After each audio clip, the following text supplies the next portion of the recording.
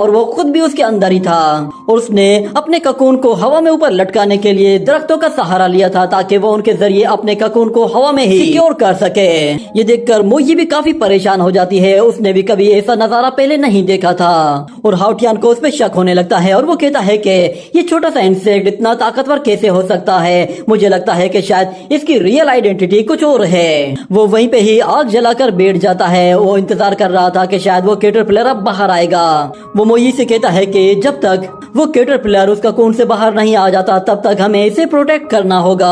जिसके बाद अगले सीन में हम लोग देखते हैं कि जो भी बीस्ट उस ककून की तरफ आगे बढ़ता है, मोई और हाउटियान दोनों ही मिलकर उसका काम तमाम कर देते हैं। इसी तरह वो लोग वहाँ पर काफी टाइम स्पेंड करते हैं और एक एक करके बहुत सारे बीस्ट का काम तमाम कर देते हैं। और फिर अगले सीन में हमें दिखाया जाता है कि हाउटियान अभी भी उसका इंतजार कर रहा था और वो एक बुक के अंदर उस कैटरपिलर के बारे में इंफॉर्मेशन लेने की कोशिश करता है कि आखिर ये किस तरह का कैटरपिलर है। वो मोई से कहता है कि मेरे ख्याल से ये कैटरपिलर फिलहाल के लिए सेफ है, हम लोग कल आकर इसे देखेंगे। जिसके बाद अगले सीन में हमें दिखाया जाता है कि वो दोनों ही एक बर्ड का पीछा करते हुए उस पे हमला कर रहे होते हैं, मगर वो बर्ड तेजी से उड़ते हुए एक पहाड़ की तरफ चला जाता है। जिस पर हाउटियान को याद आता है कि वो सारे के सारे बर्ड अचानक से एक ही डायरेक्शन से बाहर आए थे। वो मोई से कहता है कि चलो अब एक्शन का टाइम आ गया है। वो लोग उसका पीछा करते हुए एक जगह आकर रुक जाते हैं और देखते हैं कि वो बर्ड एक पहाड़ के ऊपर जाकर बैठ गया है। पर जैसे ही मोई उसकी तरफ आगे बढ़ती है तो उस पहाड़ में और भी ज्यादा ऊपर चला जाता है और इतने में हाउटियान को पता चल जाता है कि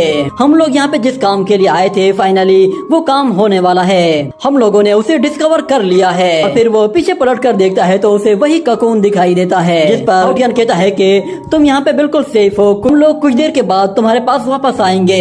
ये कहने के बाद हाउटियान मोई के साथ मिलकर उस पहाड़ पर ऊपर चढ़ने की कोशिश करता है और जैसे तैसे करके वो लोग उस पहाड़ पर चढ़ जाते हैं। जिस पर हाउटियान कहता है मैंने सोचा नहीं था कि इस पहाड़ के ऊपर एक गुफा होगी। ये कहने के बाद वो दोनों ही एक साथ उस गुफा के अंदर चले जाते हैं। अंदर जाते ही वो लोग देखते हैं कि उस गुफा में अंदर जाते ही ठंड बढ़ने लगी है और अंदर मौजूद हर एक चीज पूरी तरह से फ्रीज हो चुकी